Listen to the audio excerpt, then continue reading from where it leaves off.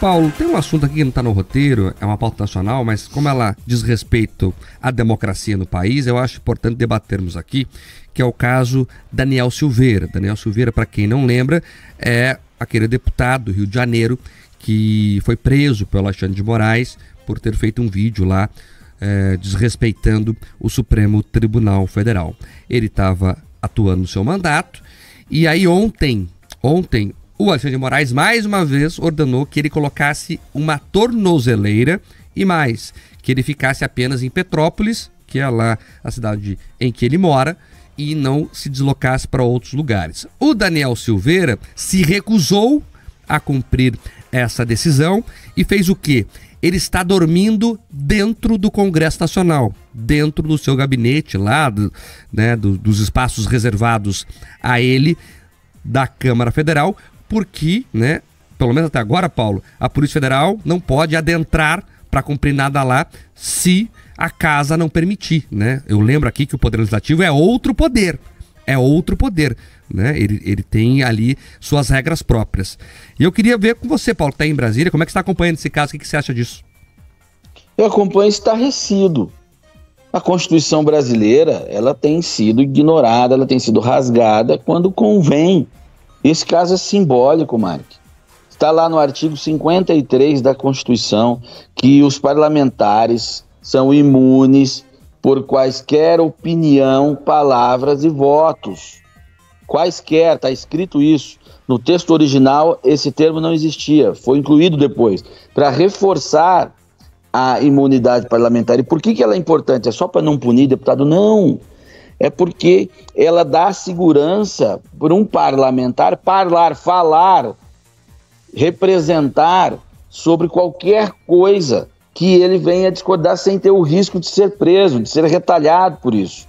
Ela é a alma da representação parlamentar, a imunidade material, por opiniões, palavras e votos. Ela é a alma disso. E se ela for mal usada, quem vai determinar se ela foi mal usada, se aquilo está de acordo com o decoro do parlamento, é o próprio parlamento. Então a Câmara dos Deputados cometeu um erro de vida, deu um tiro na própria cabeça quando aceitou a prisão do Daniel Silveira. Quando ele fez aquele vídeo falando um monte de grosserias, que ele deveria sim responder no Conselho de Ética da Câmara dos Deputados, a Câmara, temendo o Supremo Tribunal Federal, procurando fazer média com o Supremo Tribunal Federal, aceitou que o Daniel fosse preso, Mário. Ali a imunidade parlamentar acabou.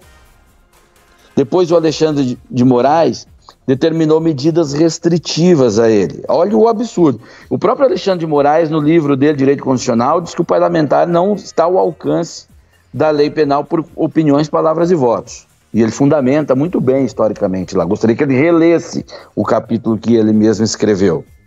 Mas, enfim, quando ele determina as cautelares sobre o Daniel Silveira, que é não sair da sua cidade, recolhimento noturno, uma série delas que está prevista no Código de Processo Penal, mas ela não se aplica a parlamentares, houve uma decisão em que o próprio Alexandre foi relator, que é a ADI, Ação Direta de Inconstitucionalidade 5526, que o Supremo discutiu sobre a aplicação de cautelares para parlamentares.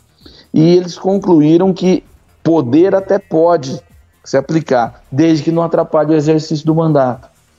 E aí, quando ele impõe que o cara não pode ter redes sociais, como é que ele fala com os eleitores dele? O cara não pode dar entrevista, como é que ele se defende ou defende uma tese perante a sociedade? Se ele não pode dar entrevista. Ele não pode se deslocar, mas como é que ele vai ao encontro dos eleitores? Ele não pode falar com um parlamentar investigado. Bom, diversos parlamentares são investigados na Câmara por um monte de razões. Como é que ele não vai conversar com seus pares no processo de formação de maioria? E essas palavras aqui não são minhas, Mark. Elas são dos próprios ministros na discussão dessa ação direta de inconstitucionalidade, a 5526. E por isso eles concluíram que só a Câmara poderia se pronunciar se elas atrapalhavam o exercício do mandato ou não, que a Câmara quem sabe como é que funciona. Ele ignorou tudo isso, as decisões dele mesmo, o texto deles mesmo, e agora determinam mais cautelares sobre o Daniel Silveira, imputando isso ao Daniel Silveira.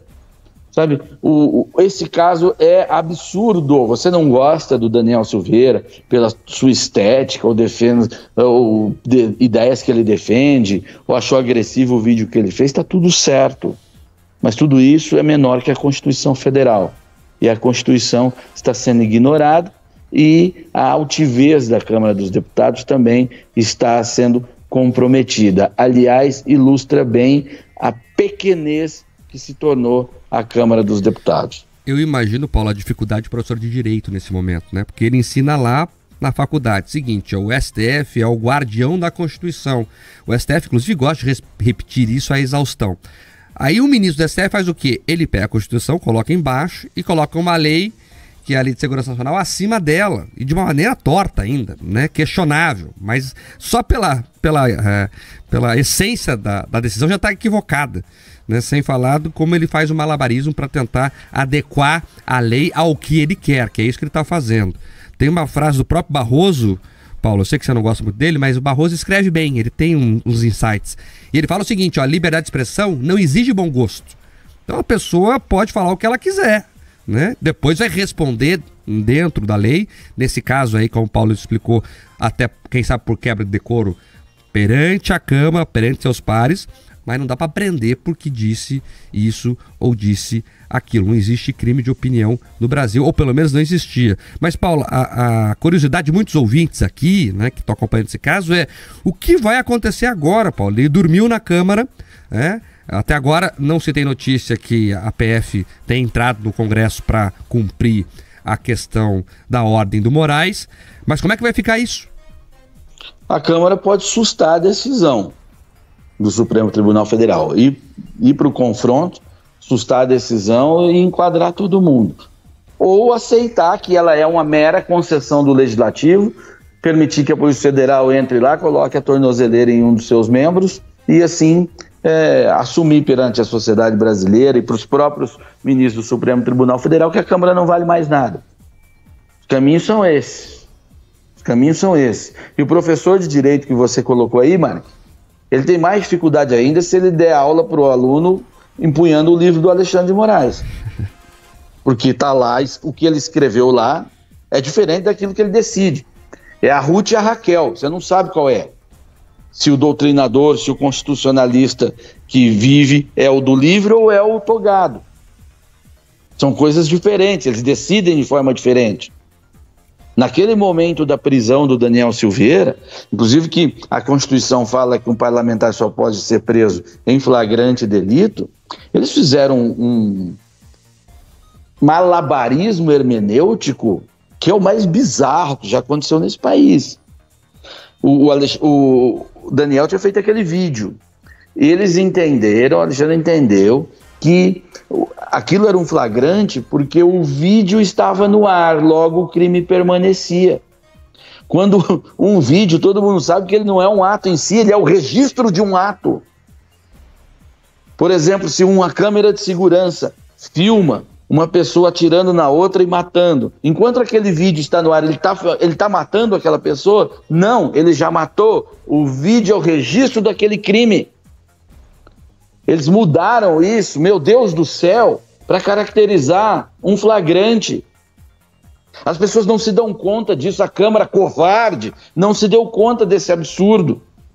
Veja, por essa lógica, se tivessem vivos, o Mussum e o Costinha poderiam ser presos a qualquer momento por flagrante delito, por crime de racismo e homofobia, por conta das piadas que eles faziam nos anos 80 e que o vídeo permanece no YouTube. Olha o nível da insanidade que esse país chegou.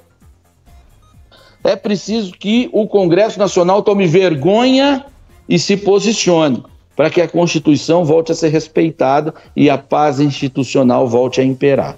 Só para trazer aqui, Paulo, eu peguei aqui esse trecho que você comentou, livro Direito Constitucional, 11ª edição, do Alexandre de Moraes, página 316. Abro aspas ao Moraes, no livro dele. Jamais se poderá identificar por pânido parlamentar qualquer dos chamados crimes de opinião ou crimes de palavra, fecho aspas. A frase é do Moraes.